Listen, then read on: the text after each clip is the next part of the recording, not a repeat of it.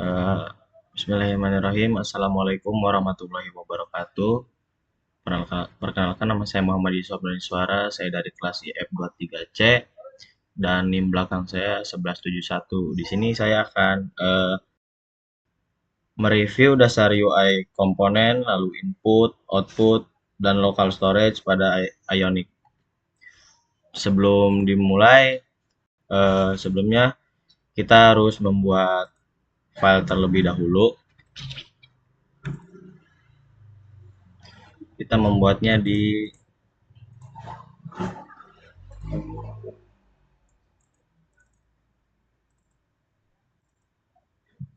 sini misalnya.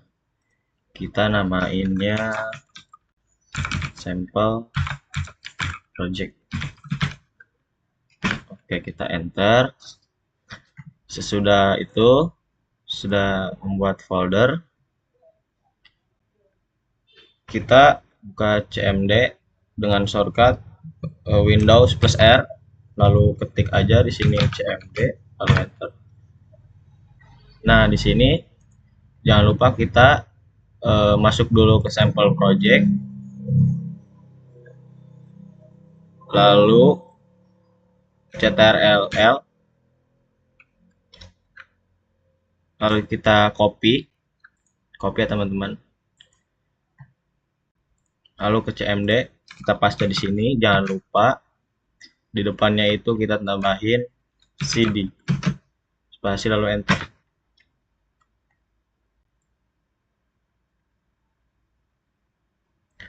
Lalu kita klik Ionic Start. Nah, di sini ada pertanyaan mau gunain wizard apa enggak. Saya saranin jangan. Kita N aja ya, no. Nah, lalu di sini ada beberapa pilihan framework. Di sini ada Angular, ada React, ada Vue, dan kita menggunakan Angular, jadi kita pilih Angular. Nah, di sini project name itu bebas ya. Saya ngasih nama apa ya?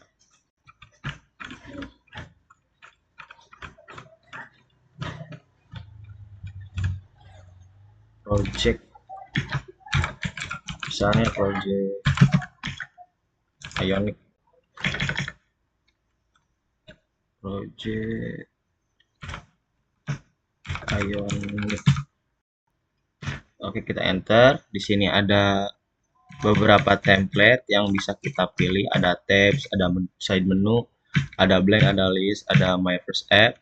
Karena kita menggunakan blank, jadi kita pilih yang blank saja. Lalu enter. Lalu di sini ada use arrow key. Kita ada dua pilihan, ada standalone dan modul. Karena kita akan menggunakan modul, jadi kita akan memilih yang modul. Lalu enter saja. Kita tunggu beberapa saat. Usahakan di dalam proses ini jaringannya stabil ya teman-teman, karena takut ada template yang tidak terdownload atau hal lain. Jadi usahakan teman-teman menggunakan wifi atau jaringan yang stabil lainnya.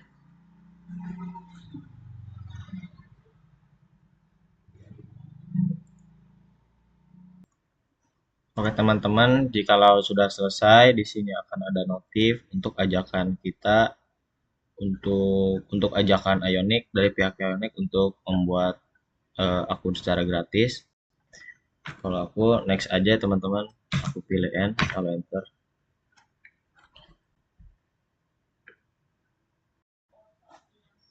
Lalu kita ketik cd project Ionic.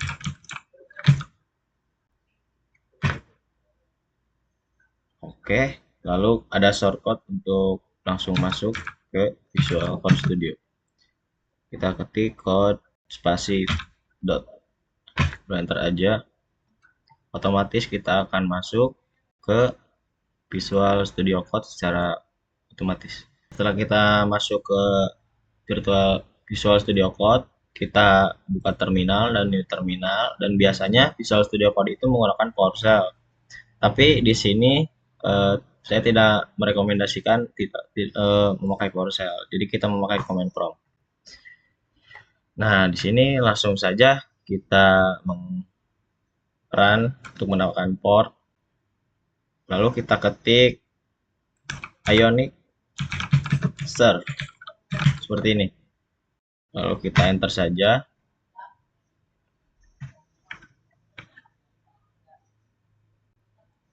Kita tunggu beberapa saat sampai kita akan dialihkan ke Chrome atau Microsoft Edge. Nah, di sini sudah sudah dialihkan ya. Lalu di sini kita menekan shortcut Ctrl Shift I. Nah, lalu di sini kita akan mengubah tampilan ini menjadi tampilan mobile. Caranya itu seperti ini. Di sini ada toggle device emulation. Sorry.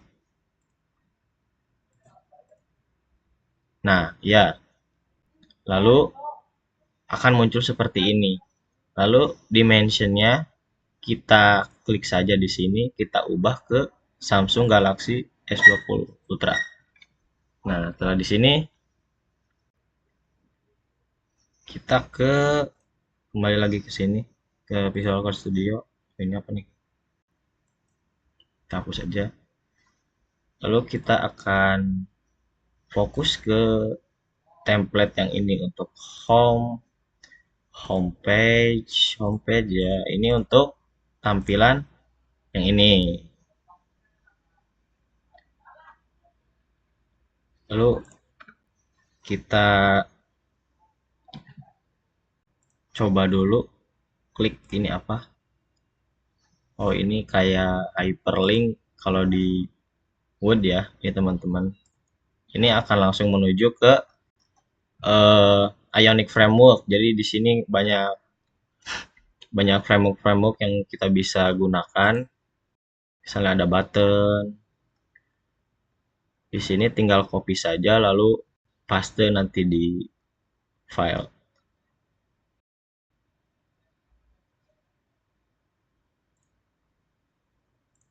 Lalu di sini kita fokus kepada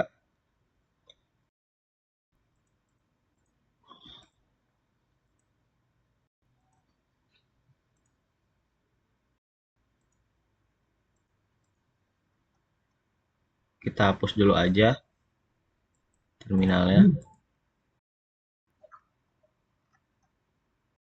Nah, ini untuk tampilan home. Kalau kita tekan kontrol, lalu akan muncul seperti hyperlink seperti ini. Nanti bakal dialihkan ke home module.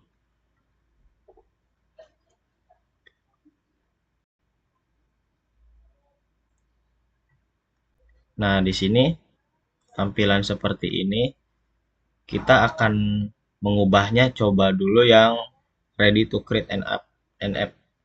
Nah, pada bagian ini itu kan bagian ini ya, ready to create an app.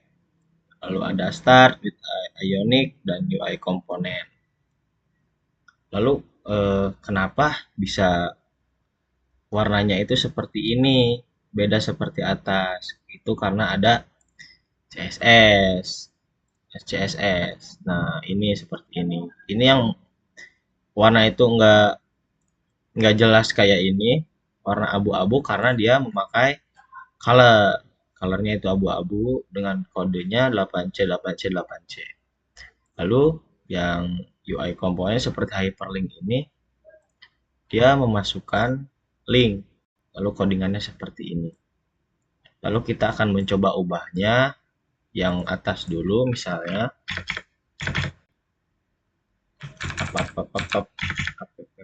tanda tanda. Misalnya kita seperti ini.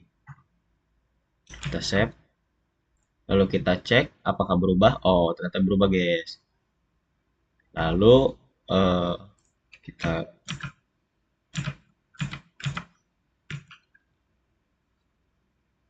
Lalu kita cek yang ini, coba kita ubah warna ke warna merah ya misalnya.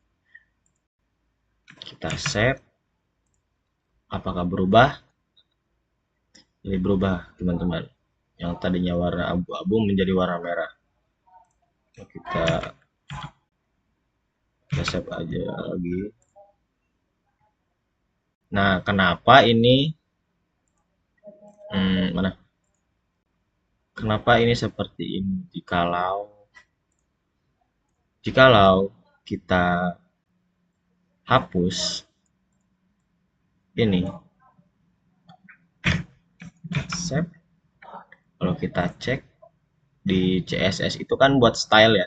Nah, nanti akan terjadi seperti ini. Ada garisnya. Jikalau tidak di text decoration.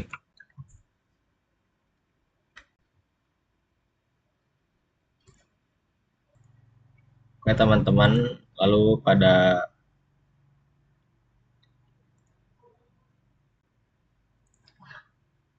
kali ini kita akan menambahkan apa ya, button deh. Kita menambahkan button, kita nyarinya di Ionic Framework. Kita cari button. Kalau kita mencari button yang akan kita masukkan ke codingan, kayaknya yang ini. Kalau kita salin aja, kita langsung salin.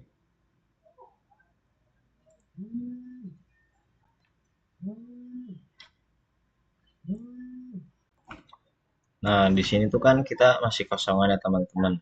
Kita bakal mencari button atau input di framework ini. Kita akan mencari input. Kita akan mencari yang bagus teman-teman.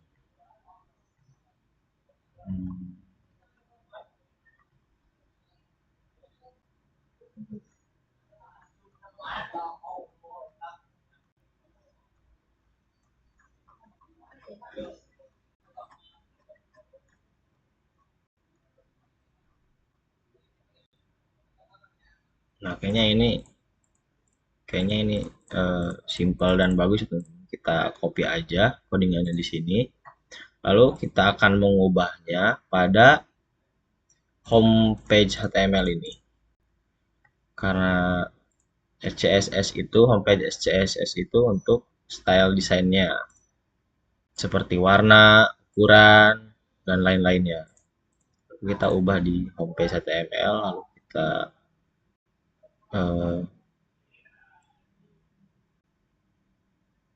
kita ganti aja, lalu paste. Kita save, apakah berhasil? Nah, ini sudah berhasil teman-teman. Di sini kita juga bisa ketik ya teman-teman. Lalu di sini kan ada copy solid input, lalu copy outline input. Lalu pas klik ada enter text, ini juga sama, dan ini juga kita bisa ubahnya di sini teman-teman, pada label dan placeholdernya. Misalnya kita di labelnya kita agak ubah jadi klik di sini. Lalu pada placeholdernya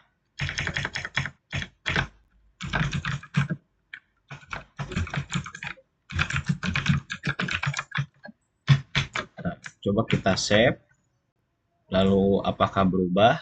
Nah, di sini sudah berubah teman-teman. Kita coba klik di sini. Nah, lalu nama lengkap siapa, kita cek. Kita bisa ngetik. Aduh, sorry guys. Kita bisa ngetik guys.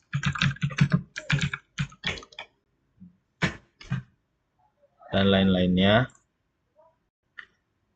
Kayaknya kalau dua kebanyakan, kita cukup satu aja ya teman-teman. Kita cukup satu aja. Lalu kita save.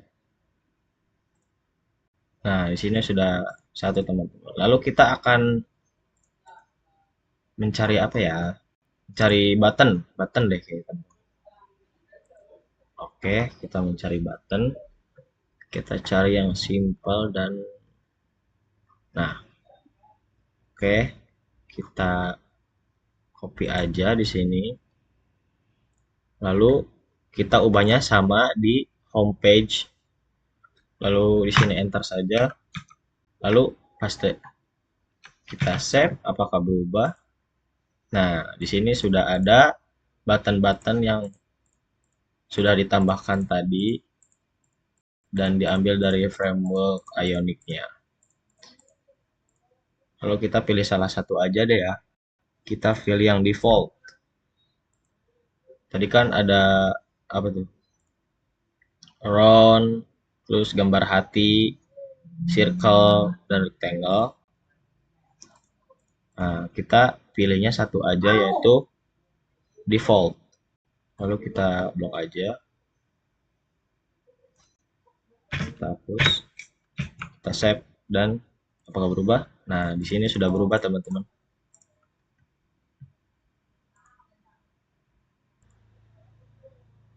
Ya, dan untuk default ini juga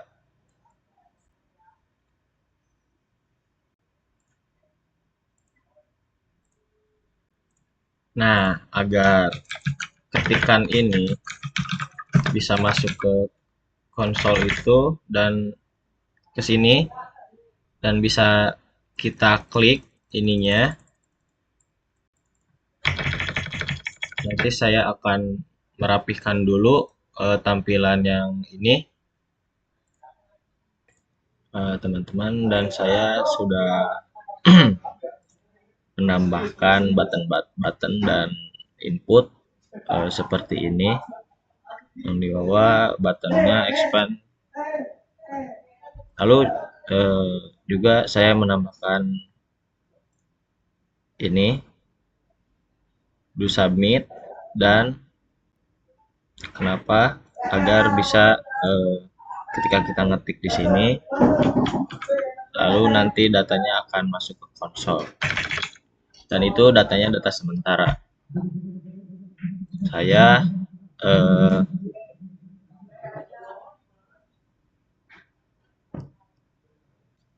Saya juga menambahkan di homepage TS ada name, lalu stringnya itu 0 karena data sementara, lalu ada di bawah construct itu ada di submit, lalu console log this name itu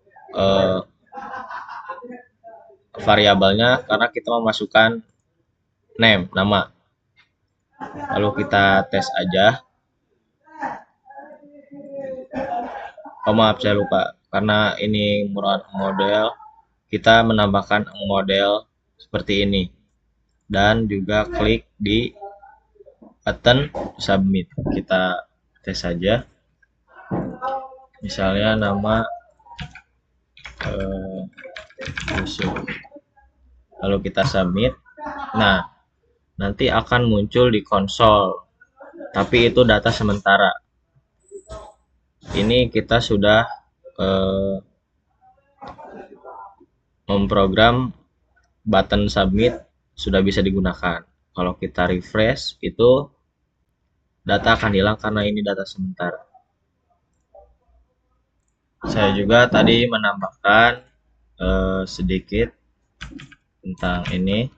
Misalnya kita input, ini kan datanya sementara. Kalau kita refresh itu dia bakal hilang lagi.